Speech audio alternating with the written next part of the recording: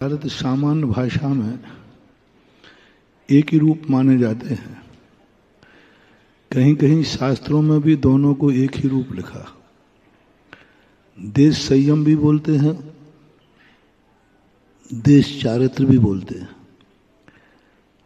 अब इनको सैद्धांतिक दृष्टि से देखा जाए तो चारित्र 5 प्रकार के होते हैं: सामायिक, छेदोपस्थापना, परिहार, विशुद्धि, सुख, सांप्राय, यथाख्यात।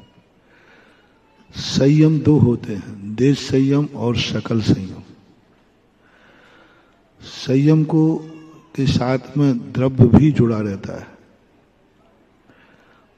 और भाव भी जुड़ा रहता है, और चारित्र ज्यादातर भाव के रूप में प्रकट किया। सम्यक दर्शन ज्ञान चारित्राणी मोक्ष मार्ग का।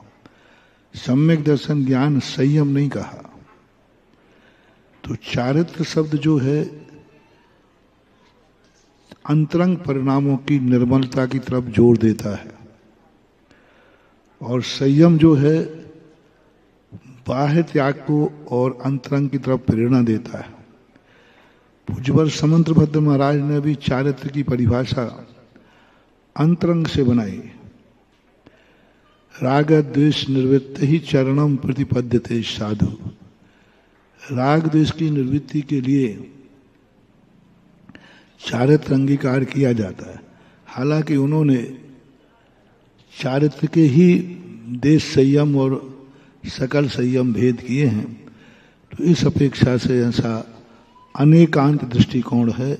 एकांत से हम दोनों में विशेष अंतर नहीं डाल सकते, क्योंकि दोनों शब्दों का प्रयोग अलग अलग। द्रव्य चारित्र भी कहा है, द्रव्य संयम भी कहा है, भाव संयम भी कहा है, द्रव्य संयम भी कहा है।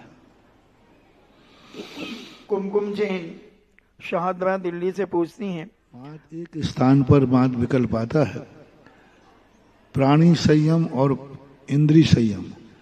इसमें प्राणी चारित्र इंद्रिय चारित्र का प्रयोग किसी आचार्य ने नहीं किया। जब भी प्रयोग हुआ है बाह्य चारित्र में इंद्रिय संयम और प्राणी संयम, किसी भी आचार्य ने ये नहीं कहा इंद्रिय चारित्र और प्राणी चारित्र। यहां किसी भी आचार्य ने चारित्र का प्रयोग नहीं किया।